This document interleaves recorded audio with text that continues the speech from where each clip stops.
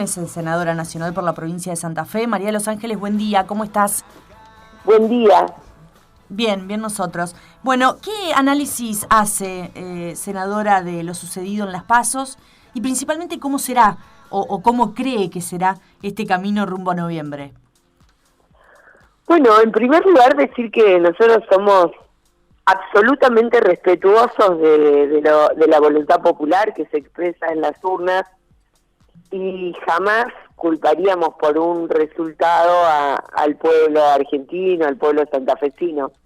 Hay que escuchar las urnas cuando uno abraza el sistema democrático, tiene que escuchar profundamente lo que las urnas dicen, lo que la sociedad nos quiere decir y tener capacidad de reacción para corregir errores, para subsanar distorsiones que se pueden generar en la gestión, y la verdad es que creo que el gobierno nacional ha tenido la sensibilidad, el timing, el tomar la temperatura de la sociedad para corregir algunas cuestiones.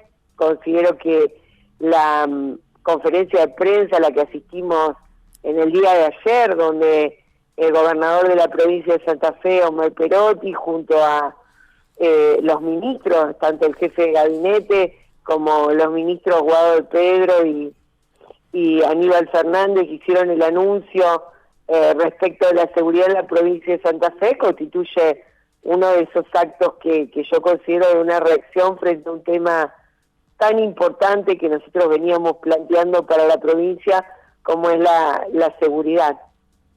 ¿Qué cree, senadora, que termina pareciéndole a la gente las medidas después de una derrota, ¿no? O después, no sé si de una derrota, pero está puesto así de esa manera, pero digo, de un traspié en las elecciones, hablando principalmente de lo que pasó en las PASO, que el electorado cambia el voto, decide ir porque se modifica el plano, se modifica el rumbo, o que termina sucediendo lo que en algunas elecciones también ha pasado, que es, tienen que perder para darse cuenta de 2 puntos y ahí, bueno, todo el resto. Mira, yo lo que creo es que hay que poner el análisis en el lugar correcto. Si frente al resultado nuestro gobierno no hubiera tenido ningún tipo de reacción, no hubiera escuchado lo que el pueblo dice en las urnas, o lo que no dice, porque creo que ha habido un amplio ausentismo también, y que eso hay que leerlo desde el punto de vista sociológico, porque constituye también parte de la voz del pueblo, el no haber ido a votar, el ausentarse en ese día. Dirían que no escuchamos al pueblo. Cuando al pueblo se lo escucha y hay una reacción, no es solamente pensando en el 14 de noviembre, nosotros tenemos la responsabilidad institucional de gobernar tanto la provincia como la nación hasta el año 2023. Entonces las definiciones, las decisiones que se toman en temas sensibles, en temas importantes, tienen que ver con la responsabilidad institucional de gobernar que excede una elección. Ahora sí hay algunos sectores que pretenden instalar eso, decir, bueno, ahora hacen esto porque en las elecciones hubo tal resultado. Bueno, la verdad es que es lo que se espera de la dirigencia política, que escuche lo que el pueblo manifiesta en una elección, lo que el pueblo plantea. Para eso son justamente las elecciones, para que el pueblo se pueda expresar. ¿Cuánto tuvo que ver la pandemia? Digo, la pandemia con todo su peso específico del virus, de los fallecidos, de no conocer nada, de ir experimentando y teniendo conocimiento sobre la marcha, la llegada de la vacuna, no saber bien para qué lado disparar en el momento que aparece y causa todo lo que causa. Digo, con las decisiones también que se han tomado en el medio. Digo, ¿cuánto tuvo que ver todo eso en el resultado final de las PASO, teniendo en cuenta que en el mundo al oficialismo no le ha ido bien en una elección, ¿no? ¿Y cómo hacer para volver a esa agenda que se tenía antes de la pandemia? Bueno, justamente creo que ese es el quid de la cuestión, ¿no? El poder retomar esa agenda que constituyó el contrato electoral del año 19. Tenemos que recordar también de dónde veníamos, porque la verdad es que a nuestro gobierno lo sorprendió la pandemia a los 2-3 meses de gobernar, cuando nosotros ya habíamos declarado una emergencia integral en el país. Fue una de las primeras leyes que sancionamos, ni bien asumido nuestro gobierno el 10 de diciembre de 2019.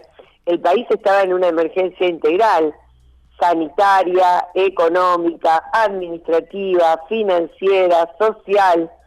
Digo, frente a esa emergencia integral, nosotros teníamos un plan de gobierno, un programa de gobierno que se expresó también en esa ley de emergencia, intentando redireccionar a la República Argentina nuevamente hacia un modelo de agregado, un modelo de generación de empleo. Por supuesto que el advenimiento de la pandemia hizo que todo el programa de gobierno virara hacia lo sanitario, garantizar que todos los argentinos y argentinas pudieran acceder a una cama crítica, pudieran acceder a un respirador, que no ocurriera en la Argentina, pese a la emergencia integral en la que estábamos, esas escenas que veíamos en el resto del mundo, muchas en el primer mundo, en Europa, donde la gente moría sin poder tener acceso a un respirador, a una cama crítica. Bueno, los recursos y el esfuerzo del Estado estuvieron puestos ahí y en la campaña de vacunación. Me parece que en ese sentido, tanto la campaña de vacunación como el fortalecer el sistema de salud en la Argentina y en la provincia de Santa Fe específicamente, donde hubo un esfuerzo muy grande tanto del gobierno provincial como del gobierno nacional, impidió que esas mismas escenas se repitieran en la Argentina, pese a ser un país con una crisis de deuda inusitada a la que nos sumieron en solamente 4 años. Entonces creo que sí, claramente influyó el hecho de que la pandemia y el amortiguar los efectos de la misma en la sociedad fuera una prioridad, el hecho de que no se pudiera profundizar en el modelo que nosotros queríamos instaurar. Pese a eso, la verdad es que la actividad económica concretamente en nuestra provincia comienza a ser muy importante en vastos sectores de la economía, no solamente en la metalmecánica ligada al agro, sino también en lo que es la industria de la economía del conocimiento, de la biotecnología, del blanco, del calzado, en la industria textil, pero necesitamos ahora que esa recuperación económica que se comienza a ver llegue a los sectores medios, a los sectores populares, impacte beneficiosamente en el bolsillo fundamentalmente de los trabajadores, de las trabajadoras, de los jubilados y de las jubiladas. Senadora, ¿qué le pareció, pensando ya en lo que fue las pasos aquí en la provincia, la interna entre el gobernador y la vice? Digo, ¿le pareció sana? ¿Estuvo de acuerdo en el momento que se planteó? Digo, ¿cómo se trabaja en una unión al día después? Bueno, primero dándole mucha importancia a la institucionalidad de la provincia. En ese sentido, creo que el gobernador ha tenido una actitud y una conducta de absoluto respeto a la institucionalidad de la provincia.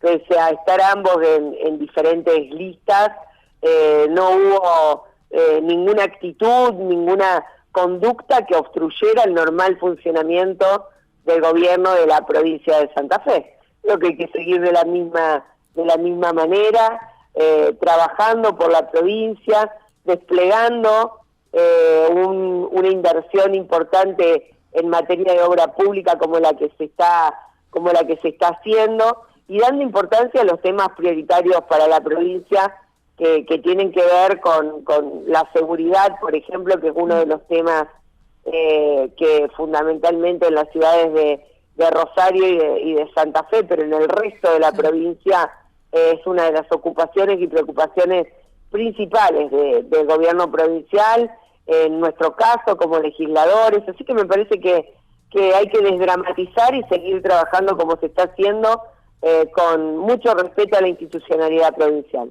Sí, el primer tema indudablemente para absolutamente todos los argentinos y principalmente para la provincia de Santa Fe es la seguridad o inseguridad que vivimos todos los días, y también el segundo gran eje de preocupación es la inflación, ¿no? Y el no alcanzar el salario día a día quien lo tiene. Sí, sí, la afectación en la canasta básica y el deterioro del poder adquisitivo de salarios y de jubilaciones. Por eso te decía anteriormente la importancia que tiene que el Estado ayude, colabore, contribuya a que se vaya recuperando, por un lado, el poder adquisitivo de salarios y jubilaciones, y por el otro, el poder evitar que la inflación socave ese poder adquisitivo, fundamentalmente en el sector de alimentos. Este es un tema que nosotros venimos abordando desde hace muchísimo tiempo. Concretamente yo soy autora de la ley de góndolas que finalmente fue aprobada en la República Argentina y que ya está vigente. Hay que democratizar la cadena de valor de los alimentos, hay que hacer que los sectores cooperativos de pequeños y medianos productores puedan introducir sus productos a las góndolas argentinas, evitando que solamente 4 o 5 marcas sean las que monopolicen el precio de los alimentos de la Argentina. Este es un fenómeno que es producto de la concentración que existe en el sector de la industria de los alimentos, ¿no? Y es un tema que nos va a llevar tiempo, pero en el que estamos empeñados porque creemos que es fundamental poder garantizar la mesa de los argentinos y de las argentinas. Agradeciendo mucho la charla que está teniendo con nosotros aquí en la mañana, no quiero dejar de pasar la oportunidad, un programa que me interesa y mucho, que me parece que también marca un eje de aquí en adelante. Cuéntenos a nosotros y a la audiencia qué es el programa integral Más y Mejor Trabajo Argentino. Es un proyecto de ley que presenté en el Congreso de la Nación, que aspira a la transformación de los planes sociales del empleo genuino. Lo que estoy planteando es que justamente por esto que te decía, de que se comienza a ver una importante actividad económica en vastos sectores de la economía, fundamentalmente en la provincia de Santa Fe, que se constituye como un corazón productivo que va a traccionar también la recuperación económica del país. Y en función de eso, lo que estoy planteando es que en un mismo programa confluyan todos los planes sociales que hoy existen, que son los que asisten a aquellos trabajadores y trabajadoras que fueron expulsados del sistema. Porque esto hay que decirlo, no es una casualidad que en la Argentina existan la cantidad de planes sociales que existen. Esto es consecuencia de modelos económicos y sociales que han destruido el empleo, que han destruido a la PYME, que es la dadora de más del 80% del trabajo en la República Argentina. Entonces, en la medida que se comienza a recuperar la industria nacional, tanto la grande como la micro, como la pequeña y la mediana empresa, tenemos que ayudar a que se pueda calificar la mano de obra y a que puedan transitar desde esos planes sociales esos trabajadores y trabajadoras hacia el trabajo formal.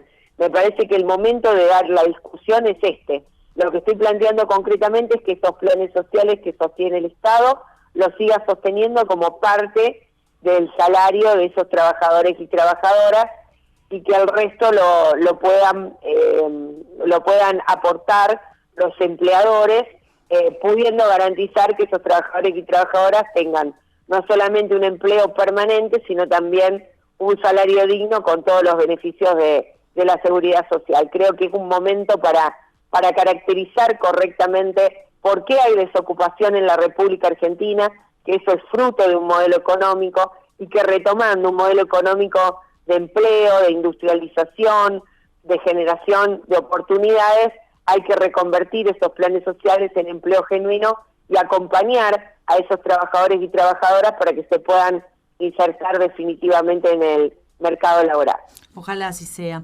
Otro de los temas que me gustaría tocar contigo y que también forma parte del debate cada tanto en la Argentina, lamentablemente, y es opinión personal, sin buenos resultados. Hace días atrás participaste de una mesa de debate donde se analizó este proyecto de reforma laboral que cada tanto resurge, presentado en el Congreso de la Nación por un legislador de Juntos por el Cambio. Esto significa eliminar, o la presentación para eliminar las indemnizaciones laborales. ¿Qué opinión te merece este proyecto y todo aquel que recorte derechos?